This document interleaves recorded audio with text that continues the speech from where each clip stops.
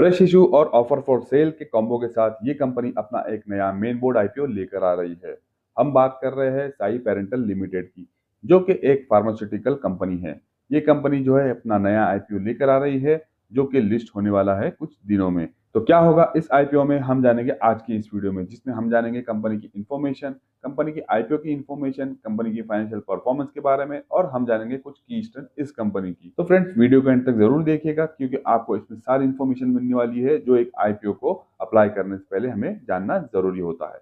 चलिए शुरू करते हैं हम अपना आज का वीडियो। तो फ्रेंड्स, आपको बता दूं कि ये कंपनी जो है ईयर 2001 में स्टैब्लिश हुई थी।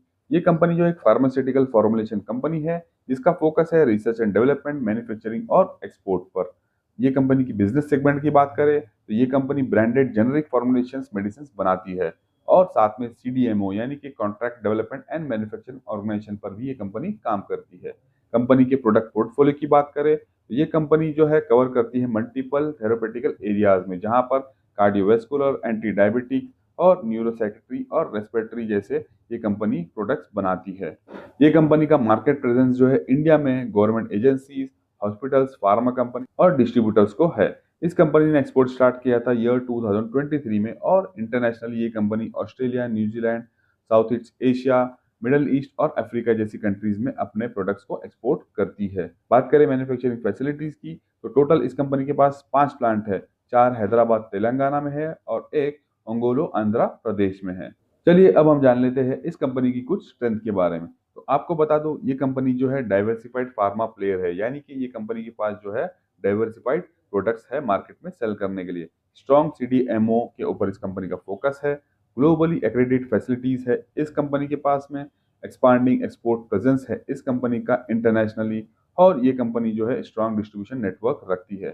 साथ ही साथ ये company strategic acquisition track record भी रखती है कंपनी मार्केट में, और इस कंपनी के पास जो है काफी अच्छी एक्सपीरियंस टीम है, जो इनके सारे के सारे मैनेजमेंट वर्क्स को जो है प्रॉपरली हैंडल करती है। एक लाइन में कहे तो ये कंपनी जो है एक फास्ट ग्रोइंग फार्मा कंपनी है, जो जेनरिक प्लस सीडीएमओ मॉडल्स के थ्रू इंडिया और ग्लोबल मार्केट में एक्सपांड कर रही है। बात करें कंपनी की टोटल इश्यू साइज की, तो इसका टोटल इश्यू साइज है 409 करोड़ रुपीस का, जिसमें टोटल शेयर्स होंगे 1 करोड़ 4 लाख 28,288। इसमें से फ्रेश इशू होगा 285 करोड़ रुपीस का, और ऑफर फॉर सेल होगा 124 करोड़ रुपीस का।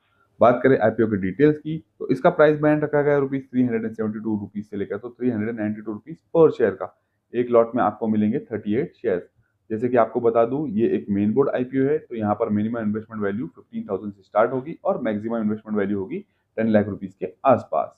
आप अगर एक रिटेल इन्वेस्टर हो तो आप यहाँ पर मिनिमम 1 से लेकर तो 13 लॉट्स के लिए आप अप्लाई कर सकते हो, और अगर आप हाई नेटवर्थ इंडिविजुअल हो तो आप 14 से लेकर तो 68 लॉट्स के लिए अप्लाई कर सकते हो। बात करें आईपीओ के टाइम टेबल की, तो ये आईपीओ ओपन होने वाला है 24 मार्च को, क्लोज होगा 27 मार्च को।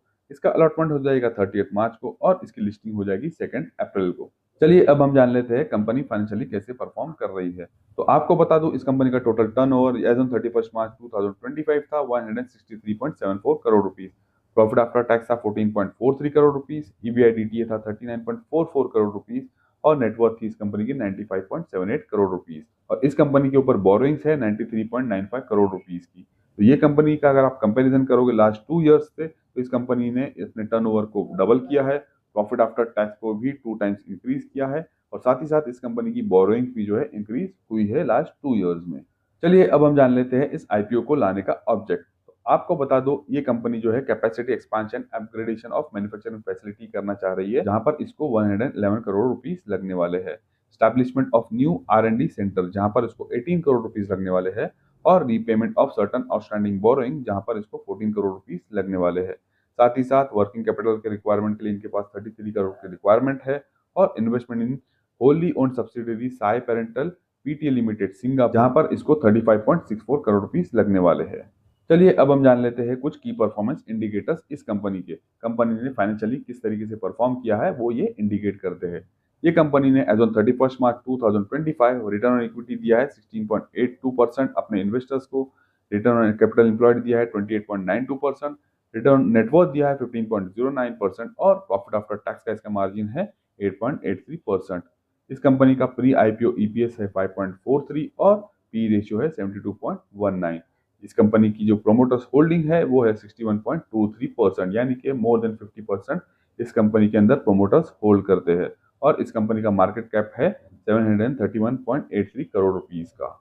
तो फ्रेंड्स, ये थी इस कंपनी की आईपीओ की फुल रिव्यू वीडियो और इसमें हमने जाना इस कंपनी की आईपीओ से रिलेटेड सारी की सारी जानकारी। होप आपको ये वीडियो पसंद आया हो, और अगर पसंद आया हो तो वीडियो को लाइक और मेरे चैनल को सब्सक्राइब करना ना भूलिए।